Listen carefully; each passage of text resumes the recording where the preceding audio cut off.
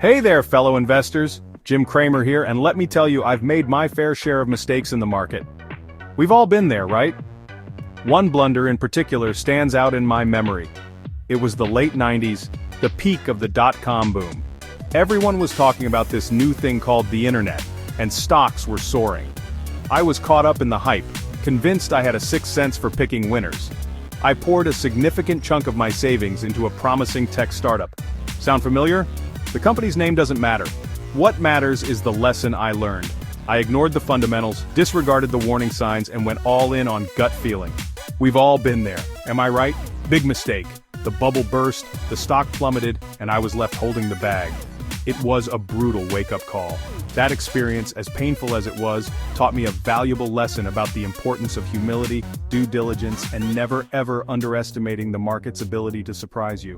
Don't get me wrong, I'm still a believer in taking calculated risks, but I'm much more cautious now. I've learned that investing is a marathon, not a sprint, and that slow and steady wins the race. One of the biggest mistakes I see novice investors make is chasing trends. We've all seen it happen. A stock starts to climb, everyone jumps on board, and suddenly, it's the hottest thing since sliced bread. But here's the thing, trends are fickle.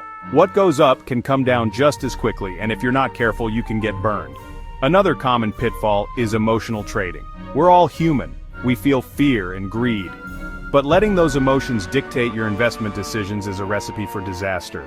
When you panic sell or FOMO buy, you're not thinking clearly. You're letting your emotions cloud your judgment, and that's when you make costly mistakes.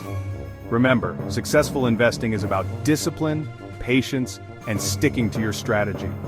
Don't get swayed by the hype, and don't let your emotions get the best of you.